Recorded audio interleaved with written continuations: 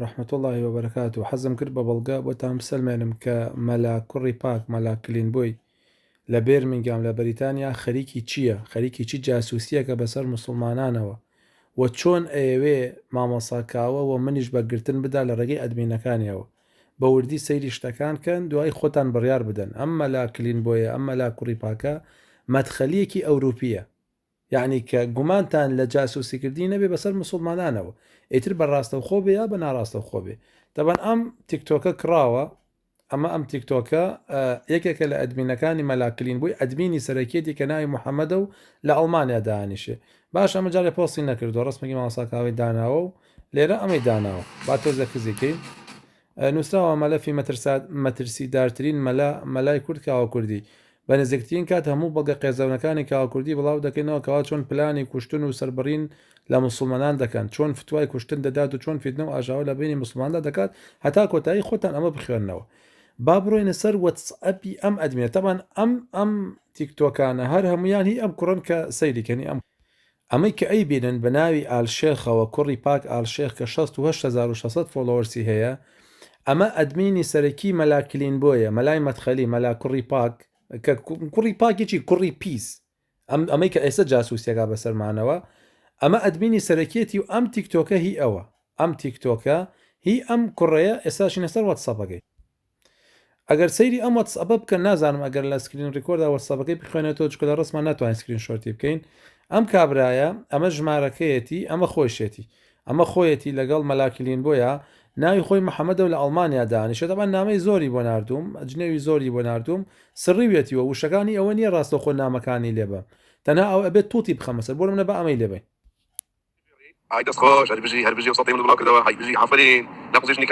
لا إله إلا الله. تەمەتە لێرە جاسووسیەکە ئەم بەڵگانە بەشێکیم داناوە لە فەیسبوکەکە ما بچن سەیریکەن. ئەمە خۆیەتی، ئەمە شتێک نییە بڵێ ینی حاشای لێ بکرێ. ئەمە ئەم ئەدمینەیە 100% ینی 100% هیچ گومانی هەڵ ناگرێ. با ئێستا شتێکی تردا بشان. تەبعاً برایان هەر لە دوای ڕێپێوانەکەی مامۆساکرێکار کە لە لەندەن ئەنجامماندا یەکسەر ئەم کوڕی پاکە دووگیان بوو لە خەفەتە، ئیتر کەوتە پلانگەران لە دژی ئەمە زانی تەواو لە بەریتانیا ئەم کابرایان ڕقم نەما زانی ڕووی ڕاستەقینەی دەرکەوت. یەکەم شت هات کچی کرد لە 7 دیسەمبەرە ئەم ڕوونکردنەوەی داکەوتی حاشای کرد لە هەموو ئەدمینەکانی وتی هیچ ئەدمینێک ئەدمینی من نییە، ئەمە بۆ ئەم ڕوونکردنەوەیدا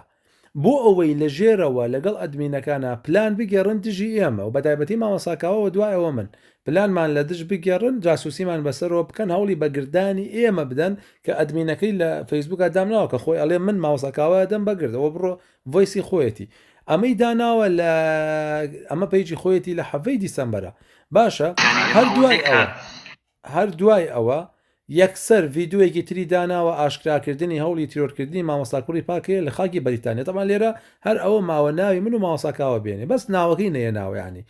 ئەم تەکفیریانە و مخابرات و ئەم درۆ دەلەسە ئەمەی کردووە. ئەمانتان پیشاندەم بۆ شتی زیاتر ئێستا هەنەشتی تردام پیشاندەم. تاوان برایان ئەم لایڤە دوێنێشەوە بووە، دوێنێشەوە خۆم ڕێکۆردم کردووە. ئەم ڤیددیۆی ئێستاکەم دوێنێشەوە ئەم لایڤە بوو کە چوون مەسەری سوبحان الله ئەبینم ئەو ئەدمینەی کە حاشای لێ کردووە تا ئەمە کە ئێستا جاسووسیەکە بەسەرمانەوە ئەم هەموو جنێوی شەرەفە و ئەڵێ مامۆساکاوە بەگرتە دەم و ئەو تیکتۆکەی داناوە ئەم ئەدمینە هێشتا ئەدمینی سەرەکیەتی و قسەی لەگەڵاکە گوێ بگرن خۆ ئێستا قسەیەکە ئەم محەممەدە کە لە ئەڵمانیا دانیشێ ئەم جاسووسە منۆکوانەوە خانە دینم دانا و بەردم دانا ئەو خۆیەتی ئەمە ئەدمینە ئەمە لە کاتێکا بە فێڵ و بە سینارۆ ئەم مەلاکلین بۆیە وای پیشانداوە کە حاشای لە ئەدمینەکان کردووە، بەڵام لە ژێرەوە پیلانە گێڕندژی ئێمە لە ژێرەوە جاسووسیەکەن بەسەر ئێمە و کورامانە زۆر خەتەرن برایان بەخوامانە زۆر پیسن برام ڕووی ڕاستەقینەی ئەمانە ئێوە نایبینن منەی بینم کۆمەڵێکە سترەی بینێ کورە ئەمانە بەس پەلەمەکەن چۆن ئەڵڵا تەعالا زیاتر سووک و سەلیمیانەکە بەس سەبر بگرن چاوەڕێکن. باعثە ئەو کوڕە قسە بکە ئەو ئەدمینەی کە حاشای لێکردبوو ئەمە دوێنێ ینی هەفتەیە لەمە پێش حاشای لێکردن دوێنێ هاتوو ئەدمینێتی و ئەڵە یەک ئایلەن گوێی لێ بگرن لە داخی تۆ قسە ناکەمەدا تۆ لێبی کاکە کوڕی پاک فەرمو قوربان ئەوەتە ئەو کوڕێ ئەو محەممەدەیە کە جاسووسی بەسەر ئێمەوەکە ناوی کوڕی پاکە. سلام علیکم. وعلیکم السلام ورحمة الله وبركاته. رابط يا أخو والله ما وصل بالسيارة مني من حد طازة لا كمان بو عائلي ما وصل بيقارن ما تاني هم خو معني لا اله الا الله هم يقرأوا مشكلة باش ما سبب من پرسیارێک باشە برایان ئەمە ئەو کوڕە ئەمە ئەو سەوتێتی ئێستا هەمان سەوت کە ئەڵێ جاسووسیەکەم بەسەر مازەکەەوە ئیدەم بەگرت گوێ لێ بگرە طبعاً لێرە گوێ لەم کوڕە بگرن گوێ ئالەم کابرایە بگرە ئەمە والله حەمە كاو بقانسي أنا گوێ والله لێ بگرە يا أخي خيري هاي دست خوش هربجي وصوتي من البلاو كردوا هاي بجي عافرين لا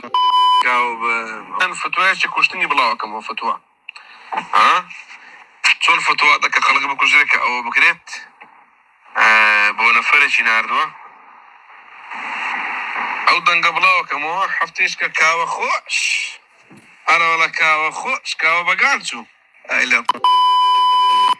والله كاو بقانسو أنا والله هذا كاو نسي كاو كردي